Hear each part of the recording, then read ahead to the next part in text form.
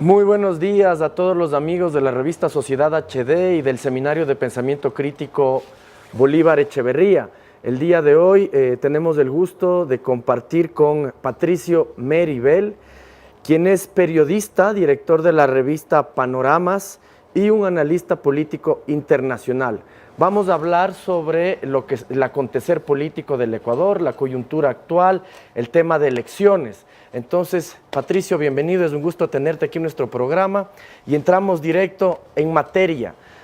Hoy en día vemos que se está aplicando mucho esta famosa estrategia del cambio, del llamado cambio en marketing político en las oposiciones de la región. ¿Qué nos puedes decir de esta estrategia?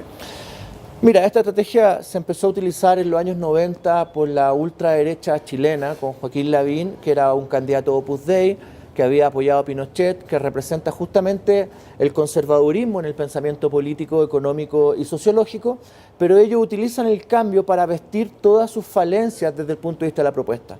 Macri ofreció empleo, cambio, industrialización, una serie de cosas en Argentina y terminó dando miseria, pobreza, inflación. Hoy día la electricidad vale el 700% más de lo que costaba antes. Entonces el cambio es un cambio mentiroso, es una falacia desde el punto de vista teórico, es una mentira.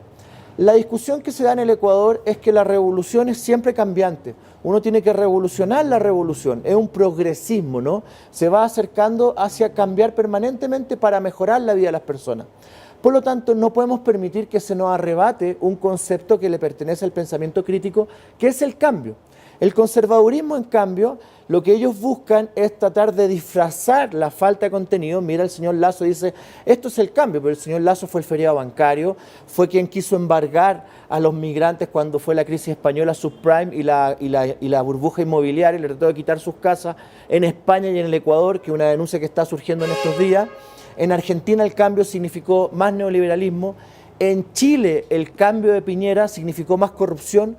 Piñera está siendo imputado, hoy día el expresidente Piñera está siendo imputado por negociación incompatible, porque cuando un rico, un poderoso, un millonario, un supermillonario, un superempresario llega al poder, tiene conflictos de interés.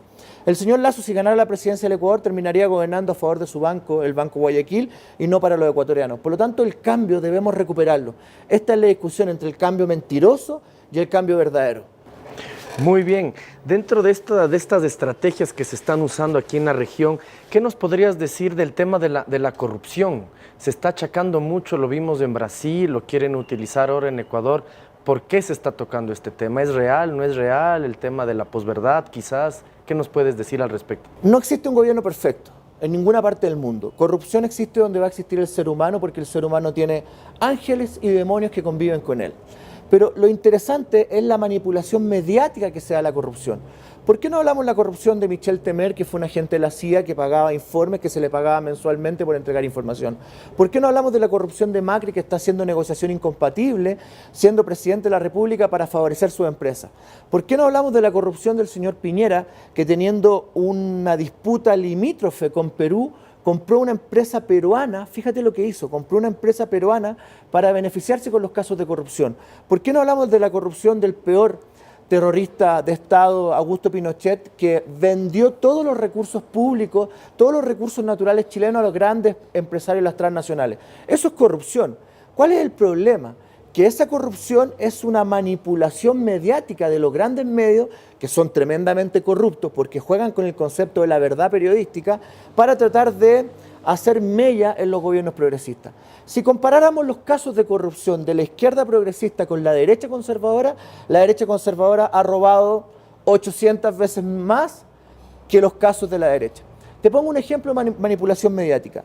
Santiago de Chile es una de las ciudades más seguras del continente, pero es la que tiene la percepción de miedo más alta.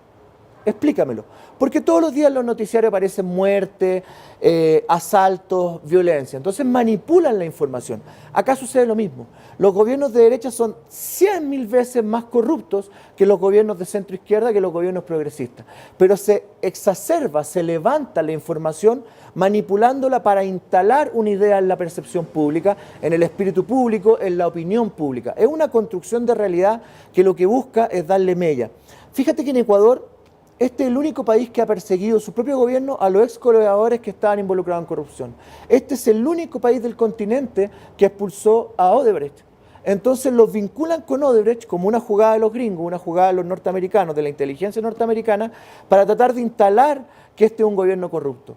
La verdadera corrupción es la venta de los recursos naturales, es la manipulación de la ultraderecha que no creen en la solidaridad, que no creen en la justicia social y que lo que hacen es establecer solo privilegios para ellos. Perfecto, estás entrando ya en materia directa Nos fuimos al grano. de las elecciones.